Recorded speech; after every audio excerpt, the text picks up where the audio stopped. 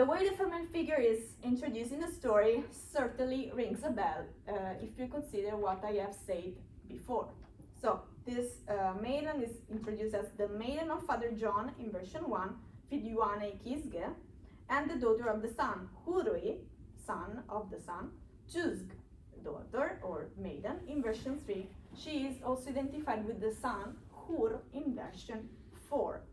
The designation matches that of the female figures involved in the prequel of the Vedic and the Scandinavian myths, as I said before, as well as light goddesses in general.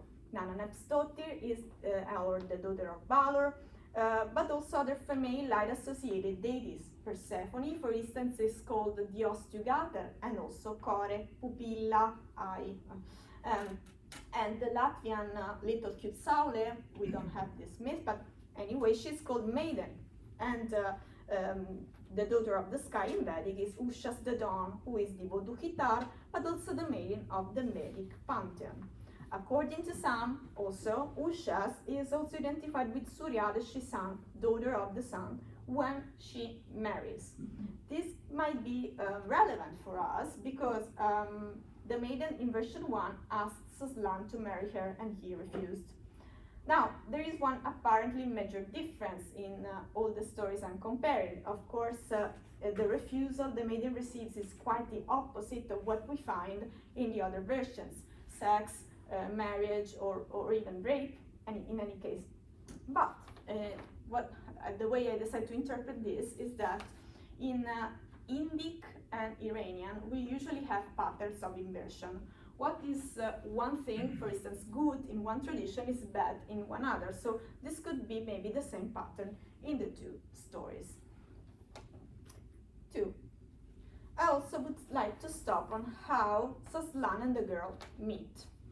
Version 1 does not tell us that the maiden transformed into a dove. This is something that we can somehow reconstruct or infer. I would say I would infer it, at least, my opinion. Okay, this metamorphosis, which as far as I know, but you correct me, is unparalleled in the Scandinavian version, is probably paralleled in Old Indic, in the Jaiminia Brahmana, a Vedic prose text dated more or less 10th, 9th century BCE. As Prajapati, in this case the abuser, approaches his daughter to rape her, she transforms into a dove. The Vedic motif is then found in the Scandinavian version. So we had one version with the bath.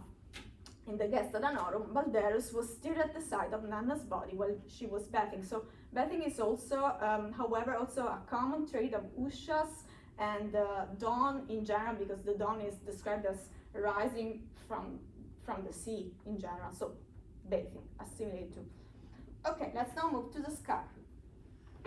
In version 3, the sky god, so in version 1 actually, sorry. In version 3 we have the sun as the father of the maiden. But in version 1 he is Father John, Digor Fid Yuane. However, he is also, this is specified, he's also called Celestial Marzuk. Now, Ossetic celestial, well arv on, is reflects upper, well, a heaven arv on earth. So up and heaven earth. So arv in turn reflects Sahabra, a compound, with Habra coming from Nebro. So which can be compared to Vedic Habra, Greek Aphros. So in the end, this is the root of Neps, which is there after all. It's just a different Kaland derivative of the same root.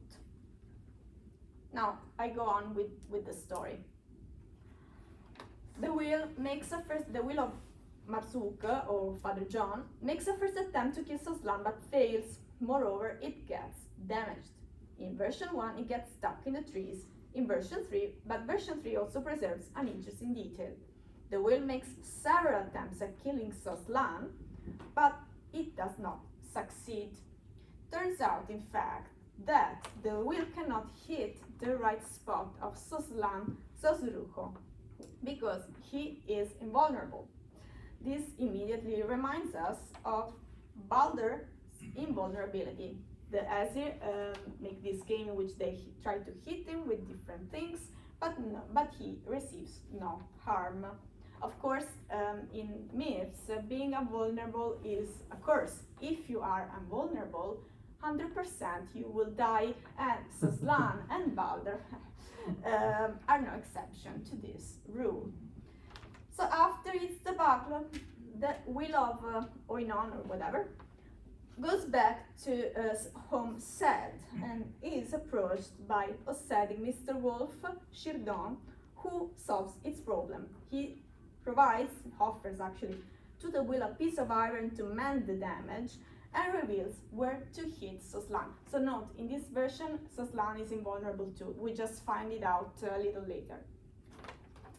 The will accepts, and I'm sure this dialogue too is reminiscent of another dialogue of the Balder Smith. And this is the scene in which Loki approaches Hodor, who does not take part in the throwing game, and proposes to help him. Similarities among these myths actually shine through because, to be sure, they are both in dialogic form, so it's easier to spot them. Common traits comprise the helper asking what's wrong, the killer, soon-to-be killer, answering something something, and emphasizing the incapacity to hurt. Especially, we can see that the will is damaged, Hodor is weaponless. The fire character then, the killer, the mind, so the mastermind, helps in two ways. By providing something like a weapon or a fixer, and by revealing where to hit the victim, so to neutralize it. There is also more. In version 4, there seems to be no Sherdon, and it is the daughter of the sun herself who takes care of Sosrisko, being helped by a sorceress. And this detail may remind us of how Loki finds out about how to kill Balder. He approaches Balder's mother as a woman. So now that everything is ready to kill the abuser and the hero, the mission is then accomplished. The will rolls on Soslan's knees and neutralizes him, and Soslan is left alone, lying on the field. And then we also see that Hodor hits Balder and he falls down to the ground. Now that we have read the story, I would like to go back of the murders on one particular set, that is this will of St. John. What is the will of St. John? Certainly the will is a common solar symbol, but how is that the sun character is killed by another sun? Well, if you think about it, the sun is threatened by fire, which is its arch rival in brilliance. Indeed, Agni is Svarbano neutralizes Surya, and Agni Svarbano is Agni who possesses the brilliance of the sun. This detail it also matches what we find in Celtic, where Loki, the killer of Balor, is a fire character. In fact, he is said to have the radiance of the sun, so somehow he is an Irish Svarbanu. In connection with the Ossetic myth, it may be also significant that, yes, sure, the sun always has a will, but at least in the Vedic world, fire has a will too, and it's called Arati. That's the spoked will, which is commonly translated as spoked will of the sacrifice. Okay, so we find a text on this slide. The spoked will, other texts talk also about Agnes will rings, which are said to be in metal, like we imagine the will of Marsuk or whatever, or black, which reminds us of darkness. But, okay, now move on. Significantly, the fest of Saint John the Baptist, so remember, Father John was the father of the maiden, involves fire circles and fire wheels throughout Europe, as already reported by Dumézil himself. The wheel of St. John is indeed a circle of fire in a painting of Jules Breton. Moreover, the tradition is also attested in Italy. In Sardinia, St. John is celebrated with focarones, a feast in which new married couple have to spring through fire. And the sentence I put here also is from Amalfi, in which they say that one St. John dies into the water, and that's what they celebrate at St. John's feast.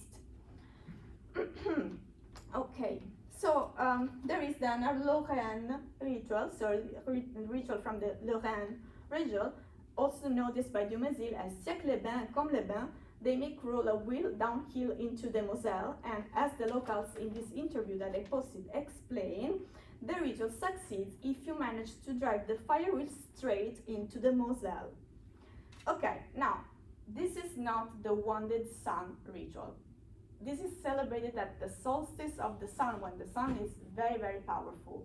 This is actually the neutralization of the fire wheel.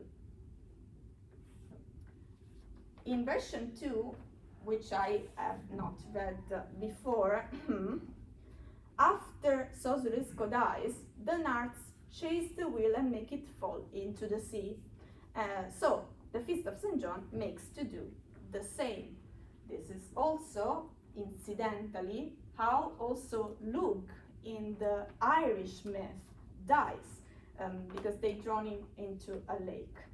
So in conclusion, there is at least one version of the Soslan story, of the Soslan myth, in which characters, roles, and main events match those of the Wounding Sun myth. Shirdon is the fire hero, the Wild of Val, Zak, Oinon, whatever, is the anti-hero and is weaponized by fire. Soslan is the sun hero. The main event of the myth is the death of the sun thanks to the weaponization or help of the anti-hero by the fire hero. And this event is also caused by an offense that Soslan, the sun hero, did on a maiden, daughter of the sky, or a sky god or sun god. In this myth, like in Old Irish, fire is imagined to be the arch rival of the sun because they compete in brightness, but fire happens incidentally also to be best friend with darkness. So in addition to this, I tried also to show how the wheel of St. John, and this ritual is a fire wheel, but not a sun wheel. And in conclusion, as my very final notes, Dumézil carried out a very, very meaningful comparison, which we all appreciate, and was probably correct in comparing the myth. And obviously, the taking into account of the Iranian material also proves the basically correctness of most, if not all, the points also made by Riccardo. Thank you for your attention.